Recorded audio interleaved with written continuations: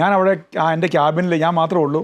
ക്യാബിനിൽ മുട്ടുമ്പോൾ നിന്ന് കൈ വിരിച്ച് എൻ്റെ പോക്കറ്റിൽ കൊന്തയെടുത്ത് ഞാൻ കൊന്തയില്ലാൻ തുടങ്ങി. ഞാൻ മാതാവിനോടൊരു കാര്യം ആവശ്യപ്പെട്ടു, മാതാവേ ഈ നേരം എന്നെ മരണത്തിൽ വിട്ടുകൊടുക്കരുത്, എനിക്ക് ജീവിക്കാൻ ആഗ്രഹമുണ്ട്. ഞാൻ ഇങ്ങനെ മുട്ടിപ്പോയി പ്രാർത്ഥിക്കുകയാണ്, കൈ വിരിച്ച് നിന്ന് പ്രാർത്ഥിക്കുകയാണ്. ഞാൻ പ്രാർത്ഥിച്ച് രാത്രി നേരം വെളുത്തൊരു 3-4 മണിയായി. അന്നേരമാണ് ഷിപ്പ് പതുക്കെ നേരെ നിൽക്കുന്നത്, ആട്ടം നിന്ന് നേരെ നിൽക്കുന്നത്. നേരം വെളുത്ത് 6 മണിയായി. ഞങ്ങളെല്ലാവരും ക്യാപ്റ്റൻ്റെ മുറിയിൽ ഓടിക്കൂടി. അപ്പോൾ ക്യാപ്റ്റൻ പറഞ്ഞൊരു വാദം ഇങ്ങനെ എപ്പോഴും എൻ്റെ മനസ്സിൽ ഓർമ്മയുണ്ടത്. ഷിപ്പ് വലിയ ഡിപ്രഷനിലേക്ക് കടന്നുപോയി.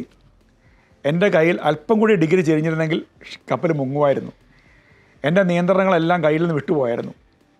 ഏതോ ഒരു അദൃശ്യ ശക്തി പിടിച്ചു നിർത്തിയ പോലെയാണ് കപ്പൽ നേരെ നിന്നാണ് ക്യാപ്റ്റൻ പറയുന്നത്.